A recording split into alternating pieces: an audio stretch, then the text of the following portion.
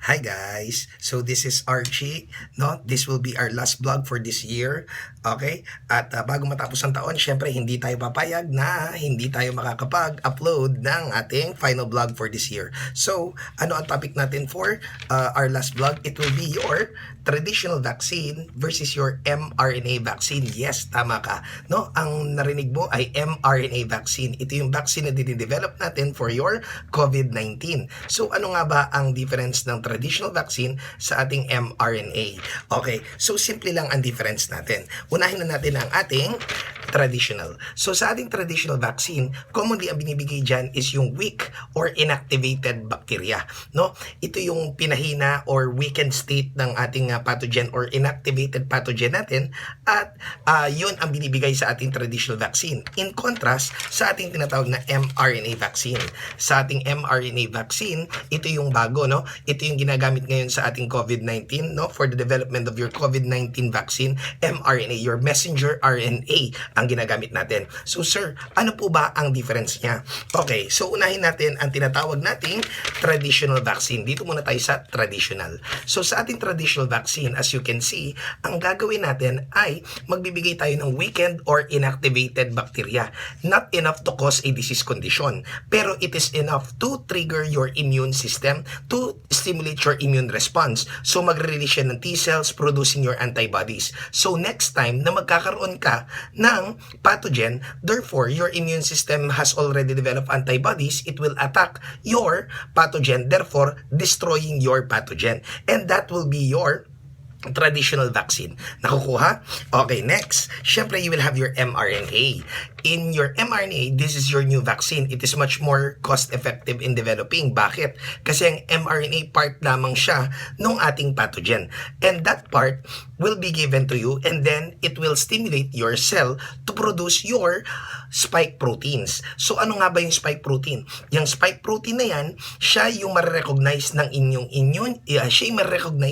immune system, no, to stimulate your immune response, thus producing your antibody. Nakukuha. So kapag na-produce yung antibody natin, next time na may expose tayo sa ating bacteria or sa ating virus, therefore your body has enough antibody to fight that antigen. Okay? So meron tayong vaccines na dinevelop ngayon, tama? For COVID-19. Therefore, dalawa yan. You will have your Pfizer at syempre you will have your Moderna. So ano ang difference ng dalawang vaccine? Ito. So you will have your Pfizer and you will have your Moderna. No? Pag tiningnan mo, both of them have what?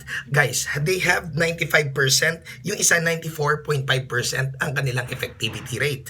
At the same time, your Pfizer is 30 micrograms at siya ay binibigay 21 days apart kasi 2 doses siya. Next, you will have your, sa Moderna naman, 100 microgram and then 28 days apart ang kanyang pagbigay nung dalawang dose. Okay, 28 days apart. Ito, ang ating Pfizer, it is commonly diluted. Kapag sinabi na diluted, meron tayong hinahalo. At anong common na hinahalo natin? Ang hinahalo natin dyan ay ang ating 0.9 NaCl. Okay, your 0.9 sodium chloride. At sa ating Moderna, in contrast, wala siyang dilution. Now, ano ang features niya? Sabi nila, ang ating Pfizer, it is safe to give beyond 16 years old. Samantalang ang ating Moderna vaccine, no, ito ay safe to be given more than 18 years old. So, these are the two vaccines para sa ating COVID-19. Ito yung dalawang developer. And these are the differences. Now, meron bang side effect? Okay. Okay, syempre meron siyang side effect, no? Ano ang common side effect na naitala?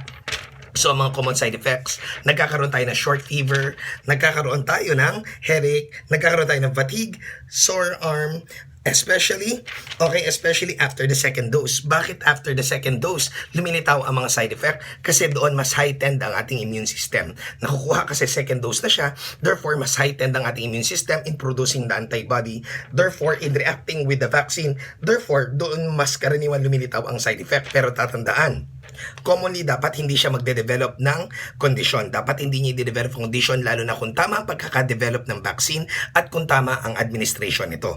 Okay? At syempre, ano ang kanyang route? The route is IM, intramuscular. Intramuscular, ibig sabihin, no?